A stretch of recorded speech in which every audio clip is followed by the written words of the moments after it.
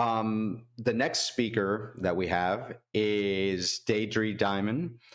She is the founder and CEO of CyberSN and Secure Diversity. It is a talent and technology veteran. She is a talent and technology veteran that has created one of the largest cybersecurity talent acquisition, service, and technology firm in the US, focusing on cybersecurity talent shortage, specifically the shortage of women. Deidre's mission is to remove the pain from job searching and matching for everyone. Deidre's care, Deidre cares tremendously about people loving where they work and has been working to create cultures that have a high emotional intelligence EQ skills. These skills focus on words and behaviors. Deidre is known in the diversity and inclusion community as someone who works hard at making sure words, behaviors are inclusive for all, so that inclusive environments can be diverse environments. CyberSN was founded in 2014 and is the largest cybersecurity staffing specialized search firm in the US and one of our sponsors for Raices Virtualcon. Okay, without further ado.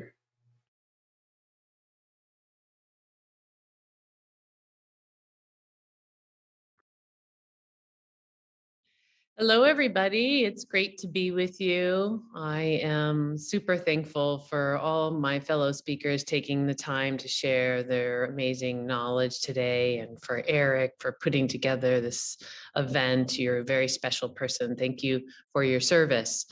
I've got a half hour with you all today, and this topic could be hours. That being said, I'm going to dump a lot of great knowledge on you and get this conversation going, and my slides will be available for you.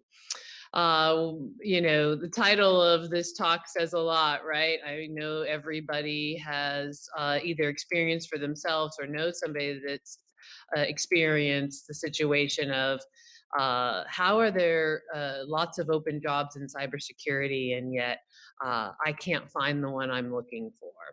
I started CyberSN just 8 years ago, and I saw that the minute I founded CyberSN. And so I want to make sure you know my story so you can understand where my content comes from. I am out in the community speaking about how this is a national security issue in itself.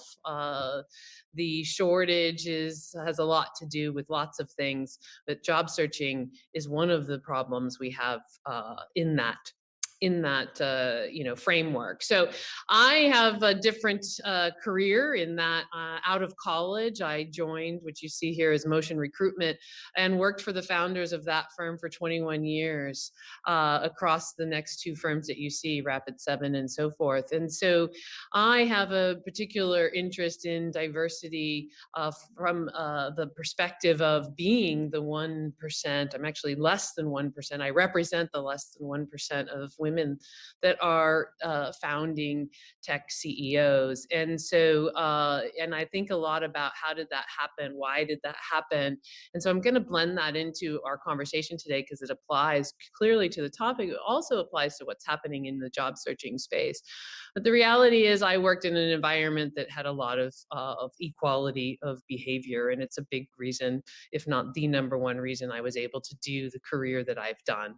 And along the way, when I recognized I was the 1%, that's when I founded Secure Diversity after founding CyberSN and really getting out in the public and recognizing that wow, outside of the world I had been in for 21 years, the world was different and I need to make a difference. And so CyberSN, we're the largest cybersecurity staffing firm in the US with job building and profile matching technology that is changing the game of job searching. I knew instantly once I founded the firm, I had to solve this problem. I did not expect to see the problem that I saw after leaving staffing and going into software for 10 years. But the digital era has created a big problem for us in in how we find each other, and I'll explain that in a minute. And secure diversity is bringing women into cybersecurity and supporting them in growing and developing, as well as many other initiatives and supporting other uh, DEI organizations. And I have a long list of them in a slide that I want you all to have so that you know who's out there doing what. All right, let's jump into this. Okay, so it's now 600,000. It was 500,000 when sort of made the talk title here, but we got new data this week from Axiom, and it's 600,000 open jobs. And yet these quotes that you see here on this screen is something, or the quotes that we've been hearing since 8 years ago and still today, and they don't make sense from the perspective of there's 600,000 open jobs, and yet it takes a chief information security officer a year to find a role. And this is a very true statement. And I just want to talk about that statement for a minute, because as we're all out there thinking about risk and vulnerabilities, what this says to me is that job searching for a year means one is not completely focused and committed to the organization that they're working for. And that in itself is not healthy for the professional or the organization. And yet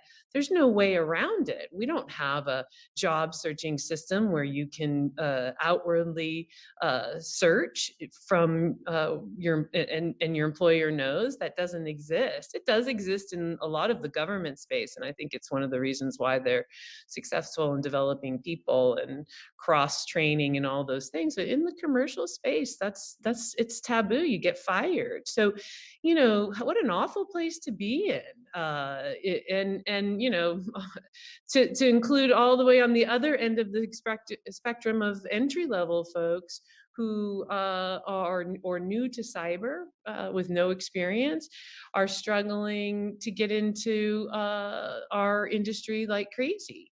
And they're constantly challenged by seeing job descriptions that require things that take years and years and years to get, like a CISSP. So we hear both of these spectrums of problems of job searching, and it is those two things in themselves are a vulnerability and national security issue, and they are of no fault to any professional or human. It is the system, and I'm going to break it down for you in a moment and show it to you.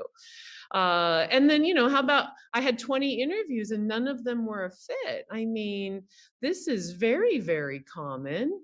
An application security engineer or an analyst, or even somebody in GRC, or somebody in any of the job functions of cybersecurity could have the same title and not be doing the same job or the same tasks, the same projects, or certainly maybe not to the same amount of time spent on those tasks and projects. And so therefore, there's wrong fit conversations happening all the time. And part of that is recruiters not speaking cybersecurity. And the bigger part of that is job descriptions not making sense and everybody cutting and pasting their own stuff. We're going to get into it. And so, we're all hearing these things. We're all seeing these things, these very detrimental things that have to do with job searching. And yet our industry is modern, security, military, whatever you want to call it, the protectors of us all, our societies, our systems, our lives. And so we got to solve this. And so let's let's just get more in tune with what do we mean by this? Like, what's really going on? Okay, we're at about 900,000 cyber professionals. Exactly what we, is on here is 895,000 is what's reported right now. So we've got 895,572 professionals today.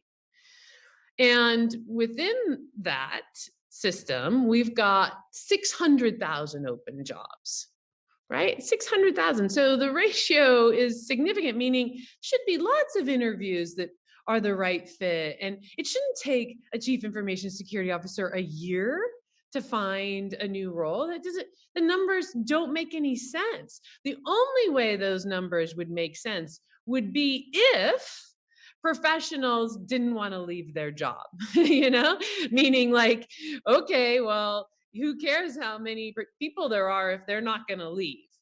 But the reality is, if there's 900,000 professionals, and there's 600,000 open jobs.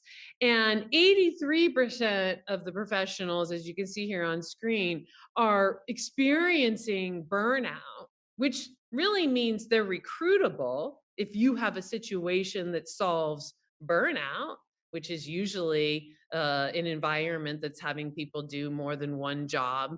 The hours are not appropriate, not a kind, high EQ environment overall, or uh, you know, um, or any mix of those things cause burnout, especially in a time where we all as humans are extremely challenged with the pandemic and how it's impacted our lives, never mind our work lives. So, my point is, if this large of a group set is not loving their work, and we've seen this back since the study of 2018 with IC squared, that 84% professionals were planning on pursuing new opportunities. That's still the case today. It's still the case today that not lots of cybersecurity professionals don't love where they work, and therefore if they could find what is missing, they would. And yet job searching is a nightmare, and one only does it really when they have to, when that ratio of unhappiness to happiness goes below 50%. And otherwise it's all about recruiting. Like, that's how it works. So what's the problem? What is the recruiting problem? The professional who applies to a job. Why doesn't that work? Why is job searching broken? And that's what I'm going to dump on you now for the next 17 minutes. I just saw that I have. All right. Believe it or not, probably do believe it, but I'm going to show you how even more significant you're going to see this to be the problem, which are these poor job descriptions. I mean, to even call them a job description is being nice. Most job descriptions are actually the persona of the human that the employer thinks they want to hire, versus a list of tasks and projects that the employer wants completed, and how much time they think that person's going to spend of their day on those projects and tasks, which we call functional roles. That doesn't exist, and so basically, we've got everybody cutting and pasting everybody else's job descriptions, and we've also got just poor information in general about cybersecurity jobs. That's why I launched the Career Center, so that everybody would have that data. And then on the other side, what's a resume but whatever somebody thinks they should put on that resume? And so, of course, we're matching garbage content to garbage content. I'm going to talk more about that later. That's one of the biggest reasons, is that a human has to speak to a professional to understand if they're a good enough match to talk to the hiring manager. Or maybe more than one human has to do that based on recruiters not really speaking cyber. Or maybe the hiring manager has to do it, and it's a waste of everybody's time regardless of which scenario. And that's what's going on right now. Then on top of that, you add SEO, chaos, which is every job description has to have 15 searchable, keywords, and how it works to get your ad seen, nightmare. And what that, then means is that a job seeker, I mean, how could they actually see at one time the jobs they're qualified for? It's like that system doesn't exist. Well, until I've built it, which we have, and you'll see. But anyhow, it didn't exist, and it blew my mind 8 years ago when I realized this, that we just have no system for, really matching ourselves to jobs digitally, and how much human interaction has to happen, and how useless a job description is, and how useless a resume is. There's no, they've been, by the way, the resumes started back with Leonardo da Vinci. I mean, come on, like, we've done nothing with them since. All right, so then you've got that, and we're going to come back to some of that in a minute, and then unreliable salary data. So even if somebody happens to be the right fit from let's say, the job responsibilities,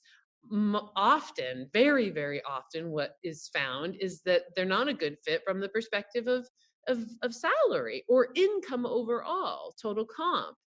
And that's because organizations are really struggling with keeping up with the pace of increase, the value of these professionals bring, as well as the scarcity of the market, all brings that up. And with the equal pay era that we're in, it's not as simple as you can just pay more for somebody that actually has the same title. And so people have, these big corporations are dealing with titles and how they're associated with salary, and that can cause a lot of wasted time, all the time spent to get to the offer stage. We know internal hiring practices can also really complicate this. ATS systems and just the information buried within information, and so really, without a specialized recruiting service, it's almost impossible. In fact, most people do it word of mouth versus anything other than recruiters.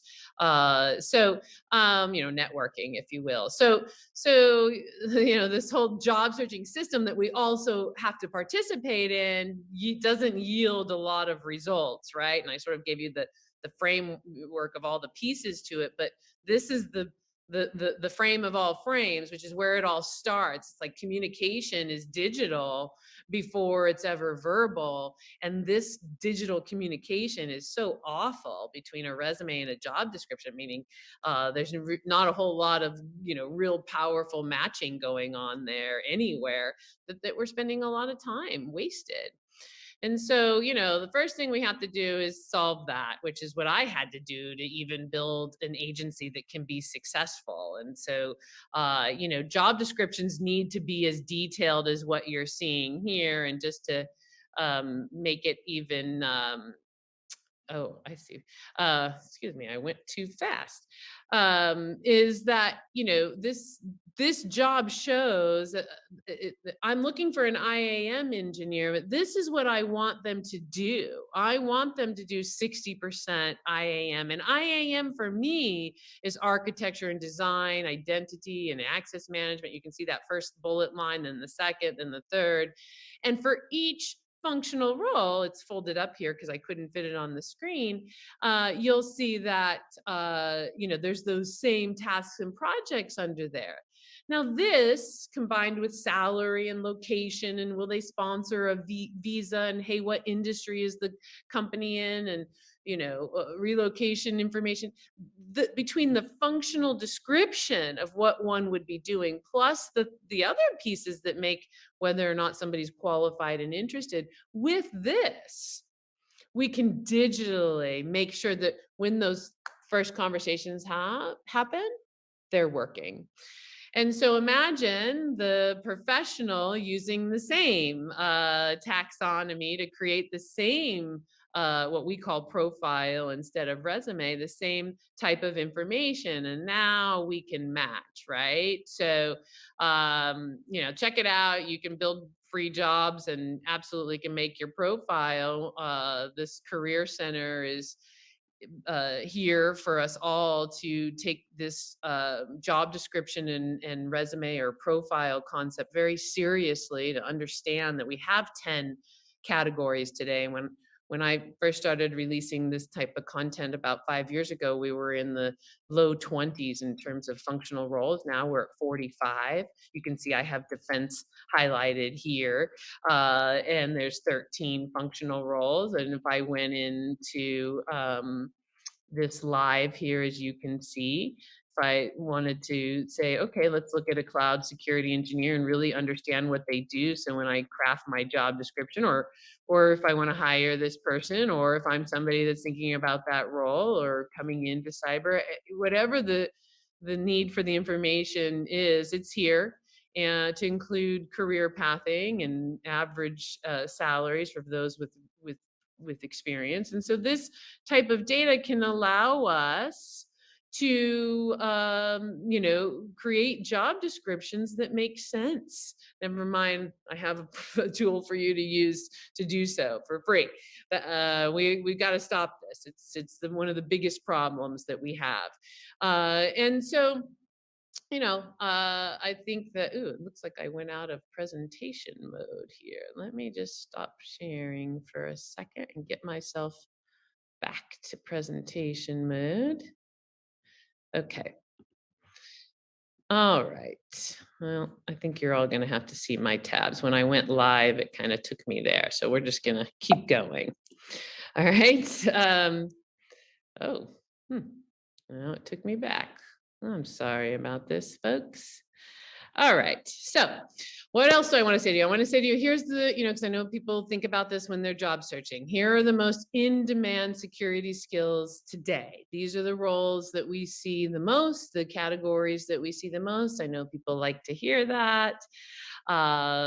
This is growing, of course, and yet has been about the last 2.5, almost 3 years. This is where the majority of the growth has been. Here's the types of certifications that we hear the most that folks are looking for. And also note that absolutely employers will hire experience over certifications. Everybody would love certifications, but at the end of the day, experience trumps certifications. I get asked that a lot.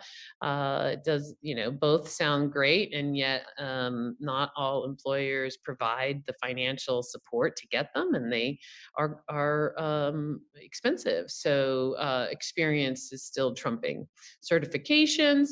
And I also wanted to share with you that, unfortunately, we still have a large amount of organizations that are not focused on diversity staffing. They don't have a plan for diversity staffing. A quarter of them have, which means 3/4 don't. And so, concerning in an era of us understanding that we need all genders if we're going to win this war of security. This is a numbers game as much as it is a technology game. I use game from the perspective of, like, we have to think of positions and strategy, and it is win and lose. And so this is something I encourage everybody to pay attention to and get speaking to their organizations about getting diversity initiatives in-house. We have to solve this, and it isn't going to happen unless people are in the conversation. Here's where we're at today. This is the latest report. This is every job function, as I showed you before, anybody associated with security. It's the highest we've seen. And while there seems to be progress in that, we're at 30% and we were at 20% a few years ago. Can tell you that in the technical roles, we're still not seeing a huge uptick there. And we still have work to do to not only bring those women into these more technical roles, but support them in being successful. There's a lack of inclusion in how they're treated in those roles that still exist. We've all heard the stories. And so it's why I'm always out there saying, look, diversity is a result of inclusive behaviors. It is not a hiring strategy only. You must have your hiring strategy. You also must have an inclusive culture, or it won't matter. You will hire these people and they will leave. And considering the burnout slide that we saw before, and just knowing that we're all seeing really low emotional intelligence skilled management going on throughout organizations, it's very likely that there will not be success until we tackle that. Diversity is a result of inclusive behaviors. Inclusive behaviors are a result of high emotional intelligent management skills. And so here's, the fun data to look at on education of who's in the cybersecurity industry today, age, years of experience. Let's not forget how pretty new this industry is. While I got into it in 2007, I can tell you that when in 2007, being head of sales at Rapid7, nobody knew what vulnerability management was. There was very few people that even knew what it was, and I mean people in organizations that we were seeking to sell to. So that wasn't too long ago. And as always, once money gets involved, things start to increase, like PCI, fines for compliance, that kind of stuff. And that's when we started to see investments a little bit. But really, the big investments in cybersecurity that is creating the jobs is just starting. It's really just starting in the last 3 years, 2 years specifically. The funding is starting to happen. Until recent, we've had very little funding. It's one of the reasons why we have so much burnout, not enough teammates, not just because we can't find them in the broken system. That's one piece, but also there wasn't the money to succession planning and support in these groups, and it's starting now, which is the good news. So my my humble opinion is that we've got to do a better job. It really breaks my heart to read this statistic that 57% of women think that it's going to take a decade before they're treated equal. As somebody who got to be treated equal right out of college, that really makes me sad. It makes me mad. And it motivates me to be in this conversation and share. It doesn't have to be this way. I worked for two serial entrepreneurial men for 21 years, and I never felt that. And our orgs were always gender balanced and religious balance, and none of that came into the organization. And so no, I know it's possible, and we build very successful organizations. I know it's possible to have, and yet it hurts my soul to know that so many people don't have it. So let's get it together. Let's get into these EQ skills development focused conversations, because we've got to support diversity happening. We can go bring these folks in, diversity professionals. We're going to do that. But how successful are they going to be? What's the experience going to be like? What's the experience going to be like for everybody else? I mean, look, the non-diverse professionals are moving jobs every 18 months. How fun is that? That's not fun for them either. So, men, we're all in this together. We've got to create better work cultures for us all, and there's room for us all. So, I,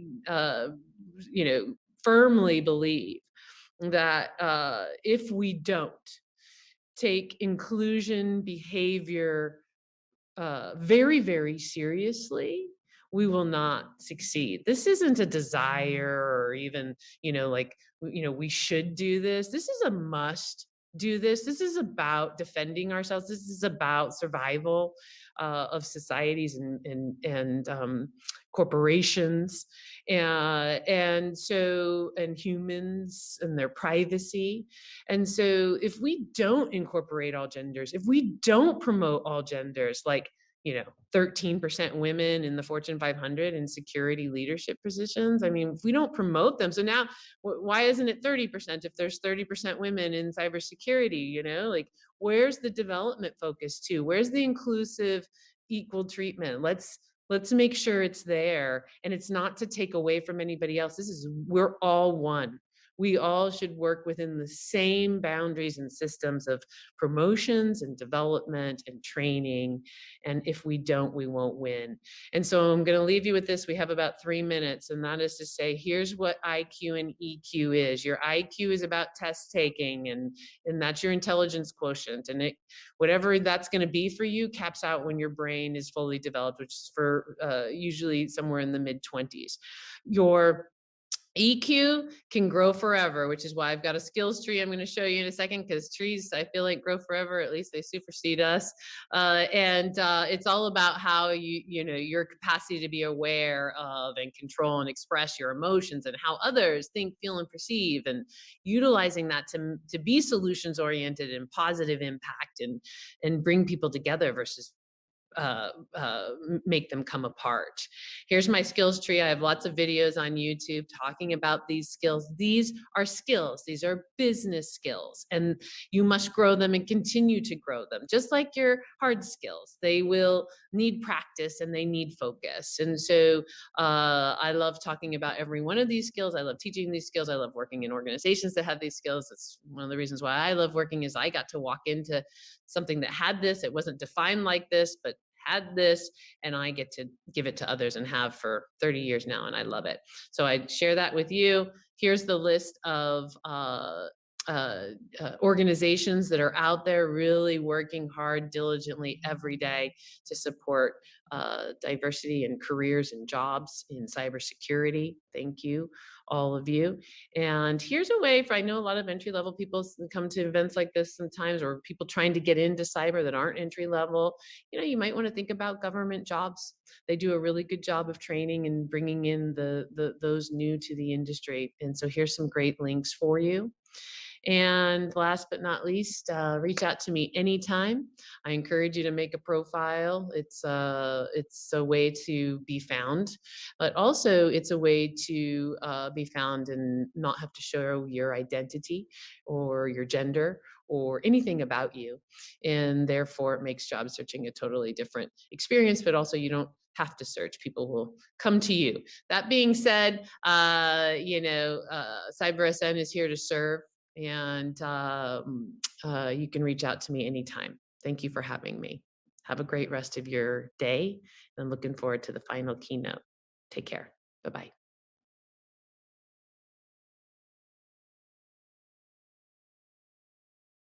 Thank you very much, Deidre. It was a wonderful presentation.